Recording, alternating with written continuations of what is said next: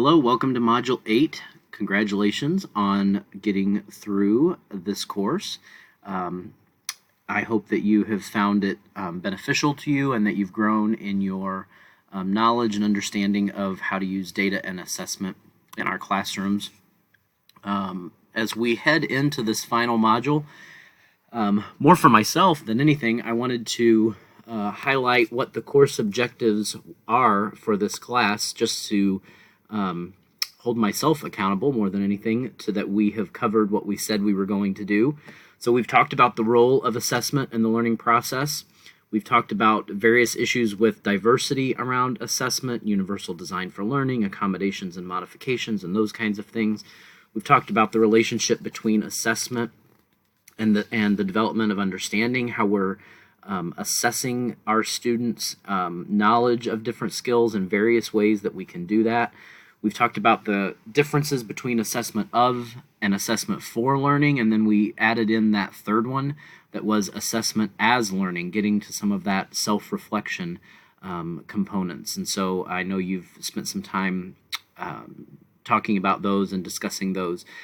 Different types of data that we can use to inform student learning and how it can be used. I thought really your discussion posts were the best at highlighting those, and I think some of the conversations that you have had in the discussion posts have been some of the best that I've had in any course at Olivet, where you've really shared various things that you're using, challenged each other, and hopefully learned from each other. So I've been really impressed with how you've shared different types of data that you're using in your classrooms.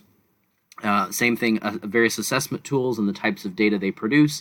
And then in the last module, we have spent some time talking about self-reflection, both for our students and for us. So hopefully you feel like we've accomplished what we said we were going to do when you registered for this course and when you saw this course coming up.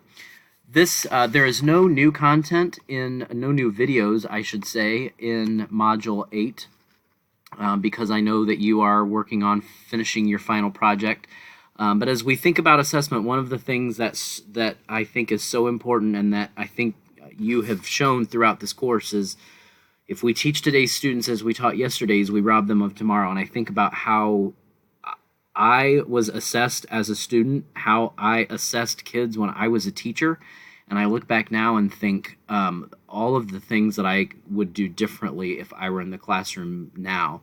And so I think those are the things that we're trying to focus on in this course, is ways that we can grow and assess students in a way that really prepares them for what we know they're going to need as they move through school and into adulthood. Just highlighting this for you again, this is Hattie's research that we talked about in Module 6. Just to emphasize, again, the importance of feedback, the importance of assessment. And if you recall back to this presentation, just about everything we do as teachers has a positive effect on our kids.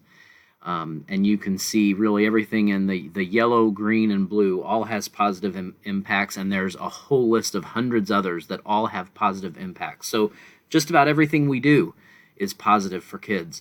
But really, when we're looking at those things that have the highest impact, the highest effect size on our students, it's these things in the blue, and particularly looking at those areas where we're really providing strong feedback to our students.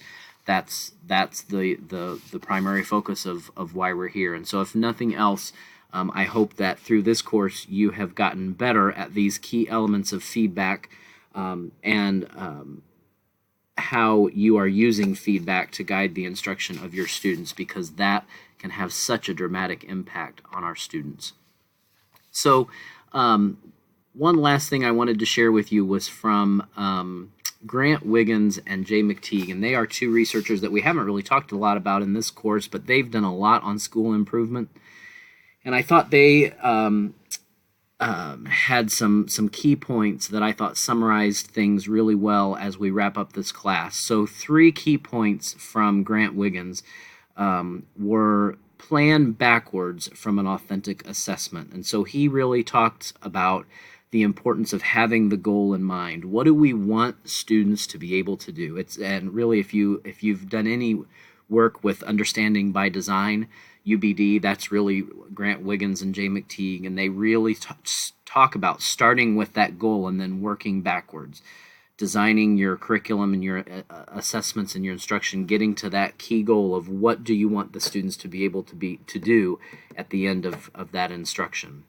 And so working backwards is a key part of how we effectively assess and instruct our students.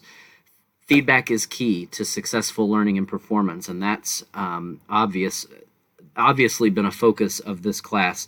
They give some key points about feedback. It must be timely. That gets to that whole part of formative assessments. We need to be giving our students feedback in the process of their learning, so that they're getting that feedback in a timely manner. It needs to be specific and descriptive, highlighting strengths and weaknesses.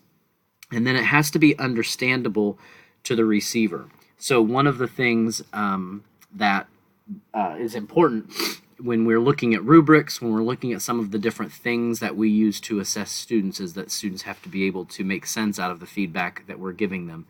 And the third point is one that I thought was really important to empathize with the learner. And one of the things that Wiggins and McTeague say is that the longer that we are teaching this content, and I think about specifically probably at the high school where you really are focused more on core content, the longer that we are teaching these content areas, the farther we get removed from what it's like to learn it for the first time. And so what they really talk about is empathizing with the learner.